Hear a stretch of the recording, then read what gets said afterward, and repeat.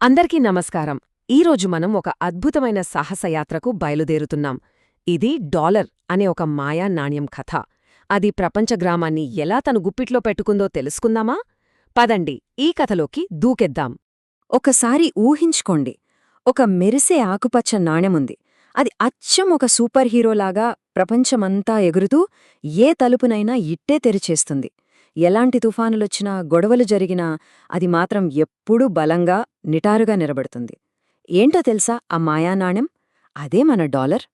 అయితే ఇక్కడ మనకు వచ్చే అసలు ప్రశ్నేంటంటే, ఇంత సింపుల్గా కనిపించే ఈ నాణెం మొత్తం ప్రపంచానికే రాజుగా ఎలా మారిపోయింది? దాని వెనకున్న సీక్రెటేంటి? రండి, ఈ విశ్లేషణలో ఆ గుట్టు విప్పేద్దాం. సరే, మన కథలో మొదటి భాగానికి వచ్చేశాం. ఒక పెద్ద యుద్ధం తర్వాత ఆ ప్రపంచ గ్రామం పరిస్థితేంటి? ఆ టైంలో మన హీరో నాణెం ఎలా పుట్టిందో చూద్దాం. చాలా ఏళ్ల క్రితం మాట. రెండో ప్రపంచ యుద్ధం అనే ఒక పెన్ను తుఫాను ప్రపంచ గ్రామాన్ని మొత్తం అతలాకుతలం చేసేసింది. ఆ తుఫాను వెలిశాక చూస్తే ఊరంతా అలిసిపోయి పేదరికంలో కూరుకుపోయింది. అంతా గందరగోళమన్మాట.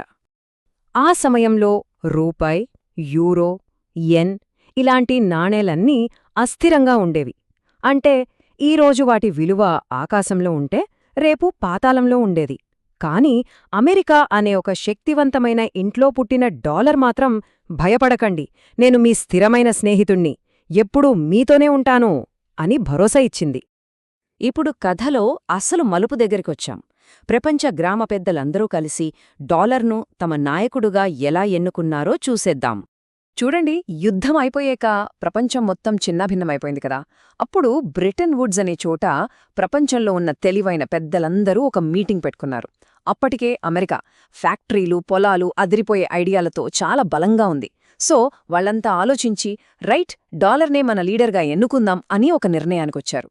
ఆ మీటింగ్లో అందరూ ముక్తకంఠంతో ఒక మాటన్నారు. ఇప్పట్నుంచే డాలరే మన మ్యాజిక్ కీ. అంతే. ఆ రోజునుంచి ప్రపంచంలో ఏ వ్యాపారం జరగాలన్నా, ఏది కొనాలన్నా, అమ్మాలన్నా డాలర్ ఒక స్టాండర్డ్ అయిపోయింది. తప్పనిసరి అన్నమాట. సరే, బావుంది, డాలర్ రాజు అయ్యింది. కాని దాని బలం వెనుకున్న రహస్య శక్తులేంటి, దాని సూపర్ పవర్సేంటో ఇప్పుడు తెలుసుకుందాం. డాలర్ ఇంత పవర్ఫుల్ అవ్వడానికి ముఖ్యంగా 3 కారణాలున్నాయి. ఒకటి, నమ్మకం. అమెరికా ప్రపంచానికొక మాటిచ్చింది, మా డాలర్ విలువ ఎప్పటికీ తగ్గదు, మేం గ్యారంటీ అని. రెండోది, ఆయిల్ మ్యాజిక్. ఆయిల్ ఎక్కువగా ఉన్న దేశాలన్నీ మా దగ్గరున్న ఈ నల్ల బంగారం కావాలంటే మాకు డాలర్లే ఇవ్వాలి అని చెప్పేశాయి. ఇంక మూడోది, సేఫ్టీ. ప్రపంచంలో ఉన్న పెద్ద పెద్ద బ్యాంకులన్నీ డాలర్లను ఓ నిధిలాగా దాచుకోవడం మొదలుపెట్టాయి. ఎందుకంటే అదే అత్యంత సేఫ్ అని వాళ్ల నమ్మకం. ఈ మ్యాజిక్ ఎంత పవర్ఫుల్ అంటే ప్రపంచవ్యాప్తంగా జరిగే ప్రతి 100 ట్రేడ్స్లో ఏకంగా 90 ట్రేడ్స్లో డాలర్ ఉంటుంది. అంటే ఆలోచించండి, డాలర్ లేకపోతే గ్లోబల్ ట్రేడింగ్ దాదాపు ఆగిపోయినట్టే. రాజులు ఎంత గొప్పవాళ్లైనా సరే వాళ్లక్కూడా సవాళ్లు ఎదురవుతాయి కదా. అలాగే మన డాలర్ కూడా దాని జర్నీలో కొన్ని పెద్ద పెద్ద డ్రాగన్స్తో ఫైట్ చేయాల్సొచ్చింది. ఆ కథలో కాస్త థ్రిల్ యాడ్ చేద్దామిప్పుడు. డాలర్ ఎదుర్కొన్న మొట్టమొదటి పెద్ద డ్రాగన్ నిక్సన్ షాక్. 1971లో అమెరికా ప్రెసిడెంట్ నిక్సన్ ఒక బాంబు పేల్చారు. ఇప్పట్నుంచి మీరు డాలర్లు తీసుకువచ్చి బంగారం అడిగితే మేమివ్వం అని చెప్పేశారు.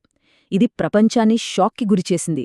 ఎందుకంటే అప్పటిదాకా డాలర్ బలం వెనక బంగారముందని అందరూ నమ్మారు. ఇంత పెద్ద దెబ్బ తగిలాక అందరి మనసులోనూ ఒకే ప్రశ్న, ఏంటి, డాలర్ పడిపోయిందా? దాని కథయిపోయిందా?